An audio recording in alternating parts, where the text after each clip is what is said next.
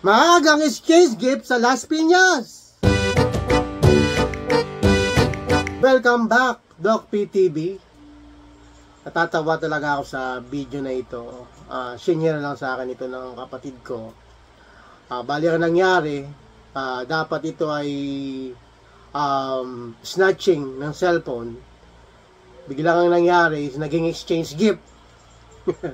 Panorin po natin kung ano nangyari. Let's go.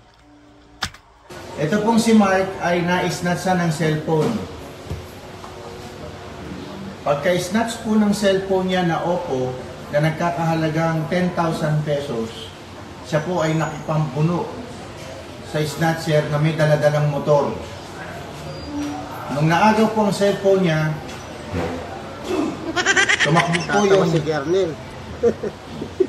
tumakbo po yung snatcher, abang naagaw naman niya yung susi at tinakbo naman niya yung motor ng snatcher. Yan po ang problema ngayon na tinatahak namin ngayon.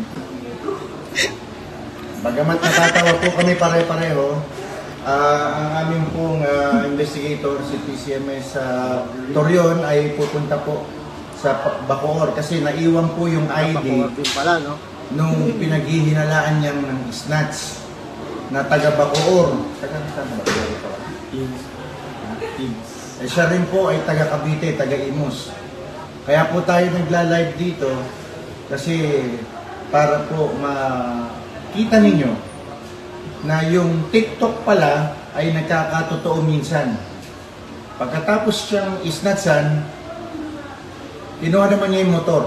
Habang tumatakbo palayo yung snatcher, tumatakbo din siya palayo. So, yun nga, exchange gift na talaga yung nangyari. Dahil dala niya yung motor ng snatcher. Yung biktima. Alas 7 ng umaga kahapon, nag-aabang umano ng masasakyang jeep ang 22 anyos na si Mark Russell Zapata. Nang lapitan umano siya ng isang lalaking sakay ng motorsiklo.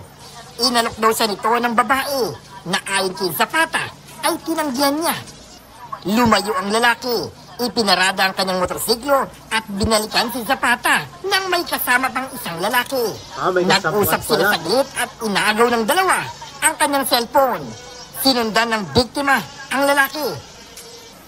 At nang patakas na raw ang mga ito, sakay ng motorsiklo, hinablot ni Zapata ang susi nito at tumakbo papunta sa istasyon ng pulis. Para hindi po sila makaalis at counter. para malaman kung sino po yung suspect. Dumiretso na po ako ng barangay at saka police station. Doon, ikinuwento ni Mark sa mga pulis ang nangyari. Aminado ang hepe ng Las Piñas Police na nagduda siya noong una sa kwento dahil nahahawigan niya sa mga patawang video sa TikTok. Conduct an in-depth investigation kasi baka prank ito or baka baliktad yung istorya. Baka siya yung mismong nangarnap ng motor at ginawa niya lang ng baliktad na kwento. Nang balikan ng mga pulis ang pinangyarihan ng insidente, nakita nila ang motorsiklo. Natunton ng pulisya ang may-ari ng motorsiklo sa Bacoor, Cavite. Dito na pag-alaman na ang motorsiklo hiniram lang daw ng mga salarin. Patuloy nilang tinutugis ang dalawang lalaki. Ito kasing mga suspect, base dun sa mga nandun na nakatira sa malapit dun, notorious ito. Gun for hire, di umano. At ito ay notorious na mga drug user, pusher at nagsululong sa sugal.